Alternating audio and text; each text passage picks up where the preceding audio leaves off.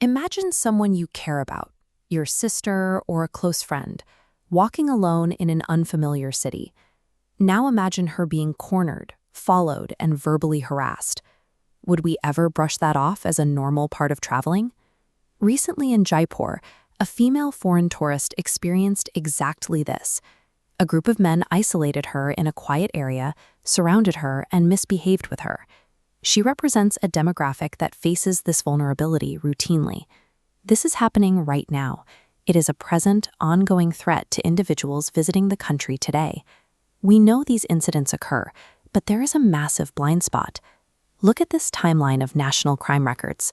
We have official figures up to 2023, but right when we need to measure the current crisis, the data is completely missing.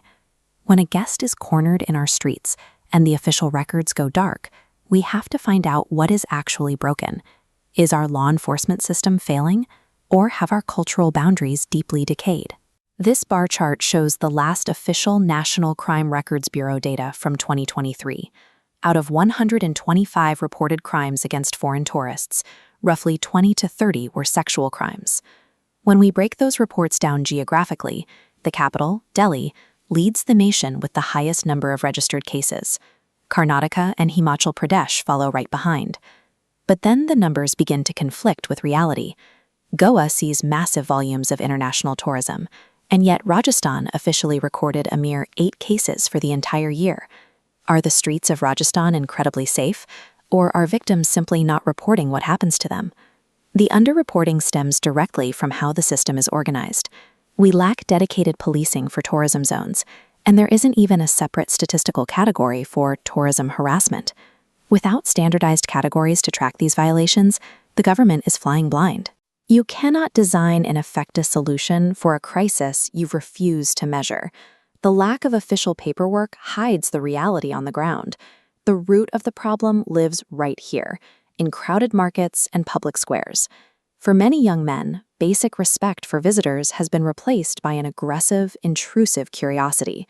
We see the specific behaviors constantly: relentless staring, following people down the street, pulling out phones to record unsolicited video. Traders are confronted, they often shrug it off.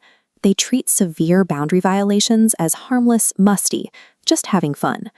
This attitude directly sabotages the crime statistics. When a crowd treats harassment as local entertainment, victims are intimidated into silence, ensuring those police reports are never filed. A society that treats personal space violations as a joke creates a hostile environment that renders any police presence useless. Fixing this requires a two-front war against both institutional blindness and toxic mindsets. This framework outlines systemic requirements: strict policing in tourist zones, and fast-track courts for rapid justice. We must fix reporting blind spots by mandating transparent tracking. Societally, we need educational campaigns teaching personal boundaries and instilling foundational respect at home. We don't achieve this by holding up pictures on a stage for a PR event. True safety requires structural laws and a change in street-level behavior.